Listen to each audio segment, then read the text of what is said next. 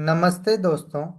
मेरा नाम संजय है और आज हम कक्षा 9वीं के रसायन विज्ञान का अध्याय नंबर 3 जो कि है परमाणु एवं अणु पार्ट 8 के विषय में अध्ययन करेंगे।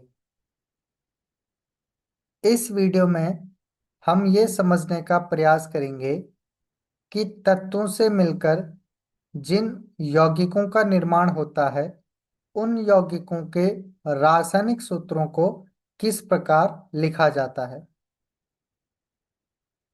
तो रासायनिक सूत्र लिखना। किसी यौगिक का रासायनिक सूत्र उसके संगठक का प्रतीकात्मक निरूपण होता है। भिन्न भिन्न यौगिकों के रासायनिक सूत्र सरलता पूर्वक लिखे जा सकते हैं। इस अभ्यास के लिए हमें तत्वों के प्रतीकों एवं उनकी संयोजन क्षमताएं ज्ञात होनी चाहिए।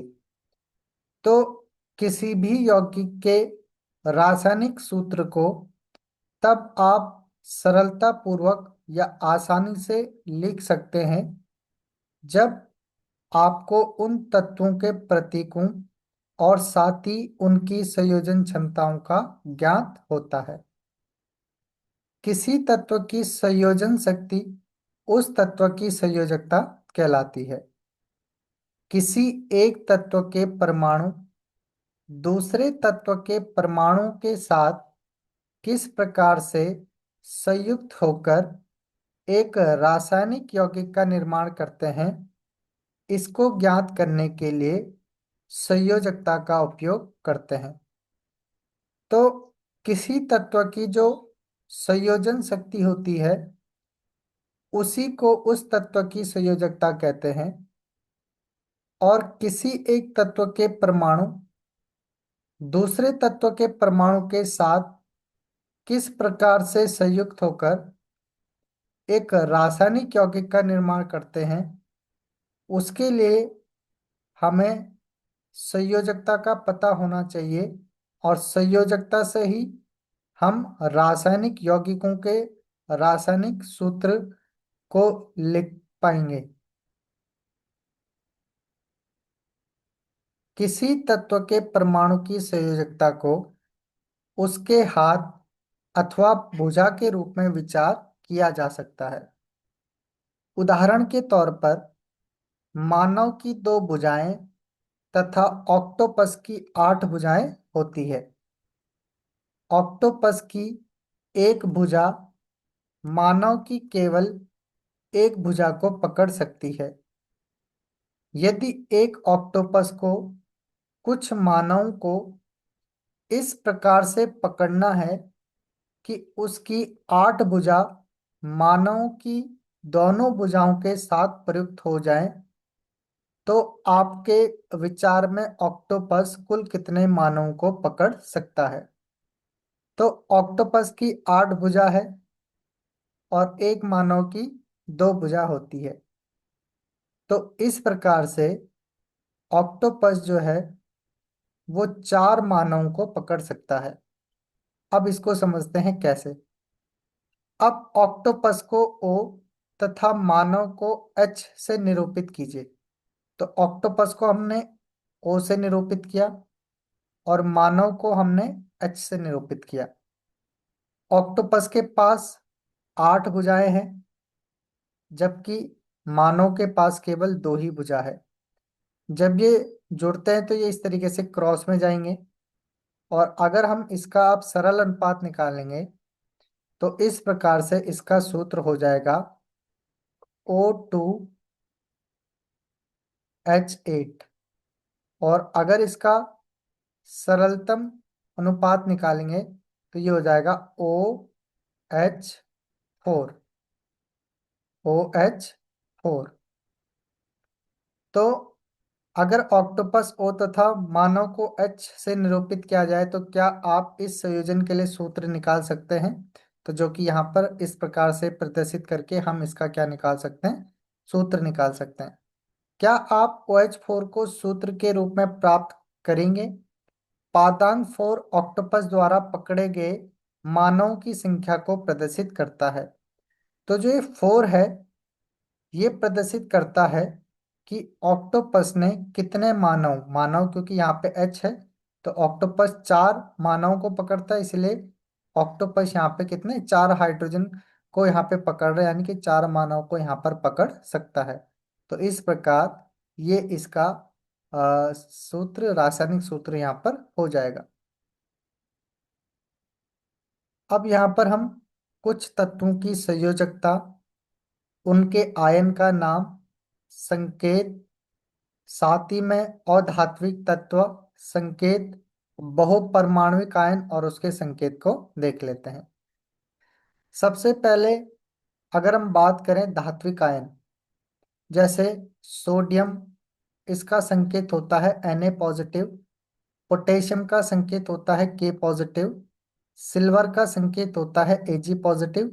और कॉपर फर्स्ट का संकेत होता है Cu पॉजिटिव। और इन सभी की संयोजकता होती है 1। इसके अतिरिक्त मैग्नीशियम का जो प्रतीक होता है वो होता है Mg2 पॉजिटिव। कैल्शियम का प्रतीक होता है Ca2 पॉजिटिव। जिंक का प्रतीक होता है Zn2 पॉजिटिव। आयरन सेकंड का प्रतीक होता है Fe2 पॉजिटिव। कॉपर सेकंड का प्रतीक होता है Cu2 पॉजिटिव। और इन सभी की संयोजकता होती है 2। अब यहाँ पर कॉपर जो है वो एक संयोजकता और 2 संयोजकता दोनों को प्रदर्शित करता है। 3 संयोजकता के अंदर आता है एल्यूमिनियम और आयरन। तो एल्यूमिनियम आयन का जो संकेत होता है वो होता है Al3 पॉजिटिव। और आयरन थर्ड आयन का जो संकेत होता है वो होता है Fe3 पॉजिटिव। इनकी संयोजकता 3 होती है। अब एक संयोजकता में अधात्विक तत्व होते हैं हाइड्रोजन, जिसका संकेत होता है H पॉजिटिव। और हाइड्राइड, जिसका संकेत होता है H नेगेटिव। क्लोराइड और धात्विक तत्व क्लोराइड, इसका संकेत होता है Cl नेगेटिव। ब्रोमाइड, इसका संकेत होता है Br नेगेटिव। आयोडाइड, इसका संकेत होता है I नेगेटिव। और इन सभी अधात्विक तत्वों की संयोजकता होती है 1। और 2 संयोजकता वाले अधात्विक तत्व होते हैं ऑक्साइड और सल्फाइड। ऑक्साइड का संकेत होता है O2 नेगेटिव और सल्फाइड का संकेत होता है S2 नेगेटिव। तो इस प्रकार से 2 संयोजकता वाले ये अधात्विक तत्व हैं।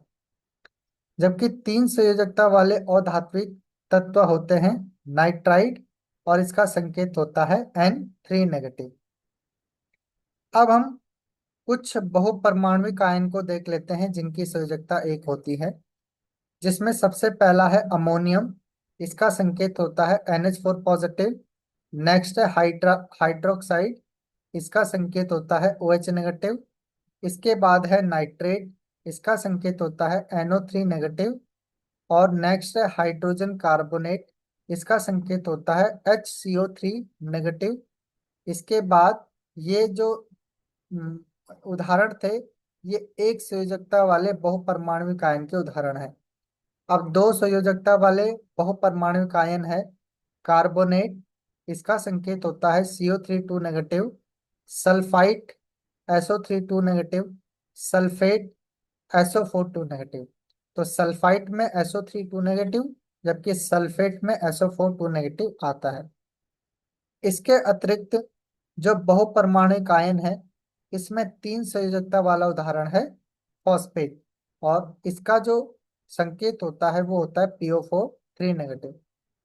तो इस प्रकार से संयोजकता 1, 2, 3 वाले हमने धात्विक आयन, उनके संकेत, अधात्विक आयन, उनके संकेत, एवं बहुपरमाणविक आयन और उनके संकेतों को यहाँ पर समझ लिया है। अब इन्हीं की सहायता से हम यौगिकों के रासायनिक सूत्रों को किस प्रकार लिखा जाता है उसको समझने का प्रयास करेंगे। सारणी 3.6 में कुछ सरल एवं बहुपरमाणविक आयनों की संयोजकताएं दी गई हैं।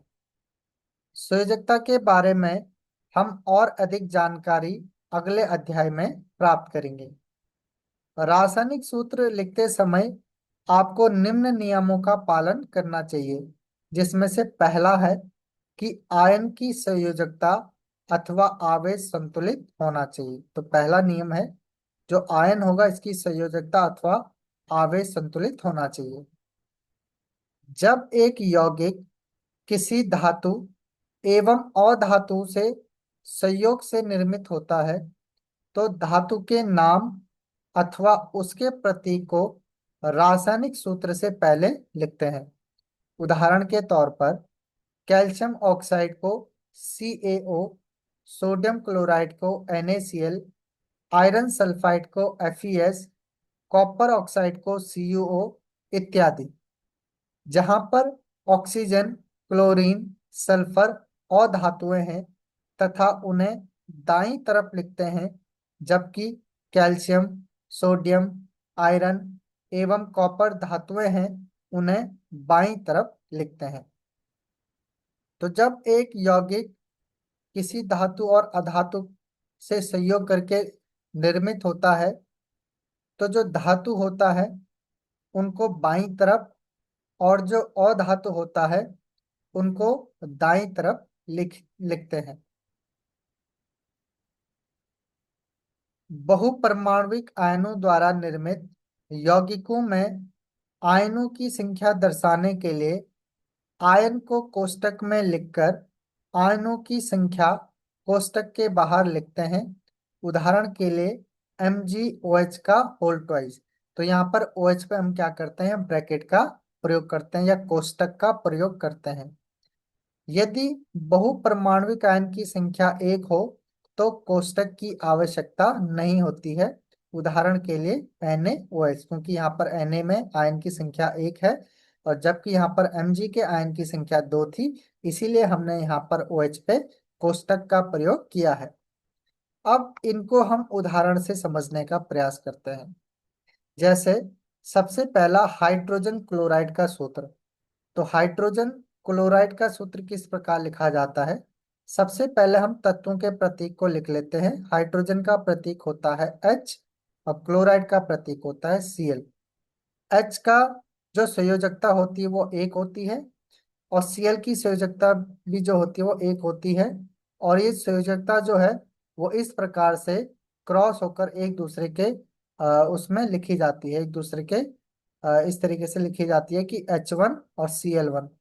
तो इस प्रकार से हाइड्रोजन क्लोराइड का सूत्र हो जाएगा HCl। नेक्स्ट उदाहरण है हाइड्रोजन सल्फाइड के तत्व का प्रतीक या हाइड्रोजन सल्फाइड के सूत्र। तो हाइड्रोजन सल्फाइड का सूत्र कैसे लिखा जाता है? तो सबसे पहले तत्व का प्रतीक हाइड्रोजन को H से लिखा जाता है और सल्फाइड को यहाँ पर S से लिखा जाएगा। हाइड्रोजन की जो संयोजकता होती है वो होती है 1 और सल्फर की जो संयोजकता होती है वो होती है 2। तो इस प्रकार से इनको एक दूसरे के क्रॉस के रूप में लिखेंगे। तो इस प्रकार से हाइड्रोजन सल्फाइड का सूत्र हो जाएगा H2S। अब कार्बन टेट्राक्लोराइड का सूत्र। तो कार्बन टेट्राक्लोराइड में कार्बन का प्रतीक होता है C, जबकि क्लोराइड का प्रतीक होता है Cl। कार्बन की संयोजकता जो होती है वो होती है 1 और Cl की जो संयोजकता होती है वो होती है, सॉरी, कार्बन की संयोजकता जो होती है वो 4 होती है, 1 नहीं होती है, जबकि Cl की होती है संयोजकता 1। तो इस प्रकार से इनको क्रॉस में लिखा जाता है और क्रॉस में लिखने का अर्थ है कि एक कार्बन जो है वो 4 Cl को पकड़ सकता है, जिस प्रकार से हमने ऑक्टोपस और मानव के उदाहरण को समझा था, उसी प्रकार से इन्हें यहाँ पर इस तरीके से क्रॉस लिखा जाता है। तो इस प्रकार से कार्बन टेट्राक्लोराइड का जो सूत्र हो जाएगा, रासायनिक सूत्र हो जाएगा, वो हो जाएगा CCl4। तो ये कार्बन टेट्राक्लोराइड का सूत्र होगा।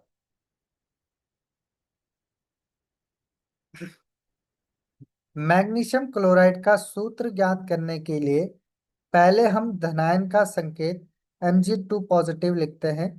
इसके पश्चात ऋणायन क्लोराइड लिखते हैं। तत्पश्चात इसके आवेशों को आड़ा तिरछा यानी कि क्रॉस करके सूत्र प्राप्त करते हैं। जैसे मैग्नीशियम क्लोराइड का सूत्र, तो मैग्नीशियम का प्रतीक होता है Mg, क्लोराइड का Cl। तो मैग्नीशियम पे आवेश होता है 2 पॉजिटिव, Cl पे 1 नेगेटिव। तो इनको आड़ा तिरछा करके सूत्र ज्ञात किया जाता है MgCl2। तो इस प्रकार से हम तत्वों के आवेशों या संयोजकता की सहायता से यौगिकों के सूत्रों को लिखते हैं। इस प्रकार हम देखते हैं कि मैग्नीशियम क्लोराइड अणु में 2 क्लोराइड आयन यानी कि Cl नेगेटिव प्रत्येक मैग्नीशियम आयन के लिए होता है। इस प्रकार के आयनिक यौगिकों में धनात्मक तथा ऋणात्मक आवेशों को संतुलित होना चाहिए तथा संपूर्ण संरचना उदासीन होनी चाहिए। ध्यान देने योग्य बात यह है कि इस प्रकार के सूत्रों में आयनों के आवेशों को नहीं दर्शाया जाता है।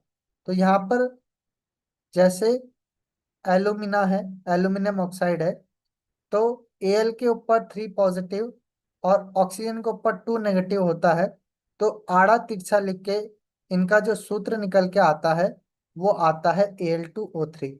और इसमें हम इनके आवेश प्लस या माइनस को नहीं लिखते हैं। इसी प्रकार कैल्शियम ऑक्साइड, कैल्शियम पे जो आवेश होता है +2, ऑक्सीजन पे आवेश जो होता है वो -2, 2 माइनस का होता है। तो आड़ा तिरछा करके इसका जो सूत्र निकल के आएगा वो आएगा CaO, सरल अनुपात में। यहाँ दोनों तत्वों की संयोजकताएं समान है, अतः इसका सूत्र Ca2O2 प्राप्त होगा। किंतु हम इस सूत्र को Ca के रूप में सरलीकृत करते हैं। तो इसको सरलीकृत करके हम क्या लिख सकते हैं, CaO। तो आज के लिए इस वीडियो में इतना ही। नेक्स्ट वीडियो में हम समझेंगे बहुपरमाणविक आयनों वाले यौगिकों के सूत्रों को किस प्रकार लिखा जाता है। और इसके अतिरिक्त हम इस अध्याय के कुछ प्रश्नों और उससे संबंधित उत्तरों को समझने का प्रयास करेंगे। तो मिलते हैं नेक्स्ट वीडियो में।